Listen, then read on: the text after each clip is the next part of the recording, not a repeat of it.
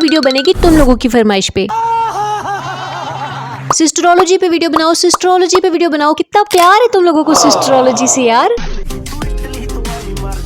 सिस्टरोलॉजी की main head इकरा कंवल के बारे में जब मैंने तहकीक की तो इससे ये बात सामने आई कि इसका शुमार भी बगैरतों में ही होता है। यकीन नहीं आ रहा, ये वही तो है तुम लोगों की Iqra Kanwal the best vlogger. लो देखो,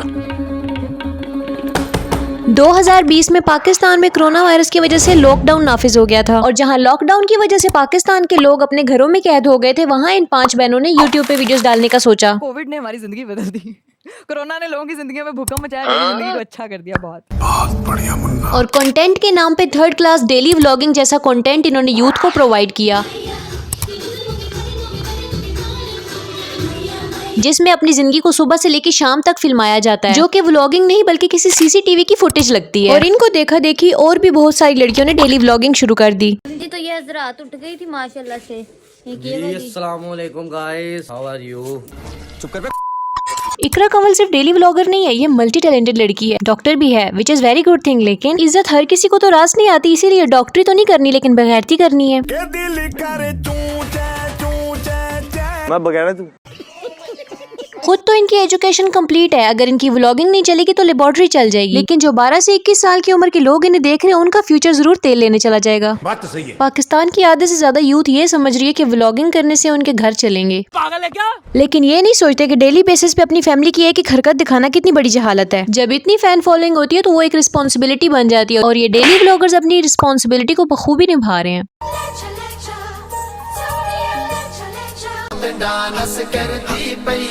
इनका बिला वजह का बेतुका सा कंटेंट कंज्यूम कर रहे हैं, तो इनको क्या लगता है कि इनकी जिंदगियों को देखकर क्या लोग इनकी हरकतों को अडॉप्ट नहीं करते होंगे? बस कर दो, ये नहीं कहना कि ऐसा कुछ नहीं होता। ऑफ कोर्स लोग इन्हें फॉलो करते हैं तो इसीलिए करते हैं, इनकी जिंदगियों से इंस्पायर होकर और इनके लाइफस्टाइल देख देख के अपनी लाइफ में एडजस्ट ही नहीं कर पाते। खैर, तुम लोगों की Iqra Kanwal the best vlogger singer भी है।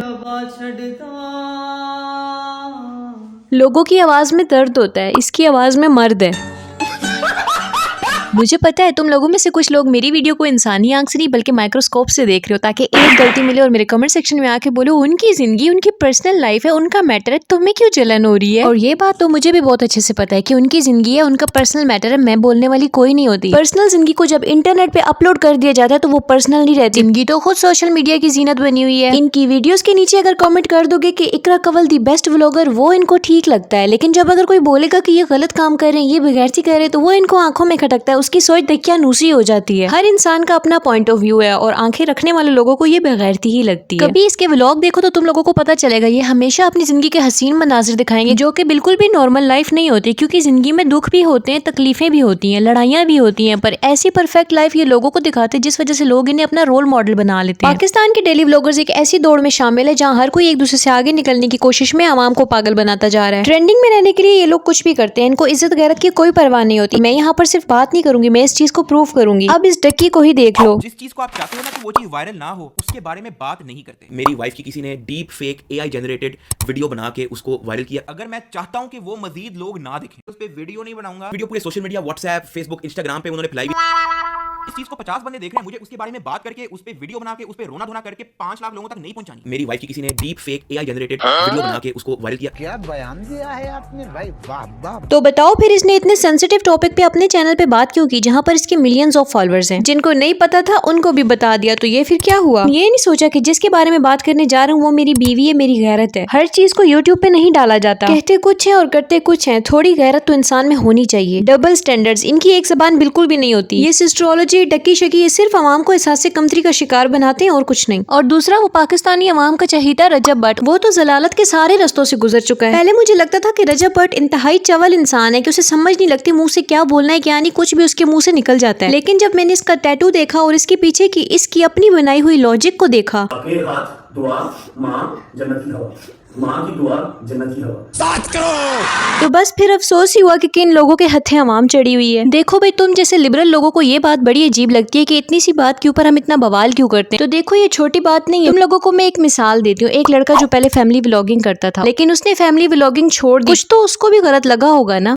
दायूं सब किसको बोलते हैं? जिसको फर्क नहीं पड़ता आपकी बीवी किससे हंस के बात कर रही है, किससे ताली में जाके बात कर रही है, ठीक है, इसको बोलते हैं। तो अल्लाह जो है ना आखिरत में इनको देखेगा भी नहीं। क्या फ़ायदा? मैं भी गलत था, मगर अब नहीं हूँ मैं गलत। खैर बात तो इन लोगों ने आना नहीं है, सच्चा झूठा कंटेंट तो ये प्रोवाइड करते रहेंगे और तुम लोग देखते रहोगे। इनके प्रैंक्स देखो, इनके ड्रामे देखो, मैंने जो चीजें देखी हैं उनमें मुझे यही समझ आ रहा है कि ये लोग इंतहा के फेक हैं, मस्खरे हैं। और इन जैसों के घर में कोई प्रैंक रियल हो भी कैसे सकता है? आए रोज तो ये लोग शूटिंग कर रहे होते हैं, आए रोज इनके घर में कोई ना कोई प्रैंक हो रहा होता है और सामने वाले को पता नहीं चलता कि ये झूठ होगा। ऐसी फेक चीजों के ऊपर एक्टिंग कर रहे होते हैं जैसे वाकई सच है। अरीब ने दूसरी शादी कर ली, मेरे साथ धोखा हो गया। हस्बैंड साहब ऐसे गायब हुए, ना सुबह से मैसेजेस का जवाब दे रहे हैं, ना रिप्लाई कर रहे हैं, पता नहीं क्या सिचुएशन है। वीडियो के लिए मुझे जितने भी इसके व्लॉग्स देखने पड़े उनमें मैंने एक चीज नोटिस की है कि जब ये ऐसा कोई प्रैंक करते हैं तो ये लोग ऐसा हंगामा करते हैं, ऐसी टेंशन क्रिएट कर देते हैं अपने वीडियोस के स्टार्ट में ही, ताकि लोग एंगेज हो जाए और समझे कि वाकई इनके घर तो कोई बहुत बड़ा मसला चल रहा है। इतने कमेंट्स मेरे चैनल पे आते थे, सेकंड मैरिज प्रैंक करे इकरा के साथ। हाँ, इतनी तुम लोगों की बात मानने वाले के कमेंट तुम्हें आते थे। चलो एक कमेंट मैं भी कर देती हूँ कि ये बगैरती छोड़ दो, तो क्या छोड़ दोगे? ऐसे तो नहीं होता है। हाँ तो फिर बस इतना बोलो कि अपने चैनल के लिए ये वीडियो बना रहा हूँ, अपनी व्यूज के लिए बना रहा हूँ। बात ये है कि मैं किसी लड़की को इन्वॉल्व नहीं कर सकता, वो बड़ी पॉसेसिव है इस मामले में। रहने दो, पॉजेसिव वर्ड भी तुम लोगों के मुंह से बहुत बुरा लगता है। एक दुआ में आइडिया भाई, जो ऊपर एडिटर नहीं बैठा हुआ, मैं कह रहा हूँ उसको ना बना ले। हैं मैंने तुम्हारे क्या बिगड़े हैं, तेरी हेल्प चाहिए यार, तुझे मैंने अपनी दुल्हन बना। आ गई तुम लोगों के डेली व्लॉग्स वाली चवलें, एडिट कर करके वो पागल हुआ बैठा है, अब उसको इस चीज में भी इन्वॉल्व कर लो। डर क्यों रहा है यार? ये कहाँ फंस गया भाई? मैंने कसम से नहीं कर रहा, मैंने कसम खा ली है। यार बंदे ब्लॉग तो बंद करो, कैमरा बंद कर। एडिटर पे बहुत तरस आ रहा था, यानी इनके घर में जो भी होगा उसको वीडियो में आना पड़ेगा। भाई का फेस रिवील, भाभी का फेस रिवील, बच्चा आएगा, बच्ची भी आएगी, बहनें भी आएंगी और अब तो बेचारा एडिटर भी आएगा। मुझसे नहीं होगी इस तरह की नौकरी।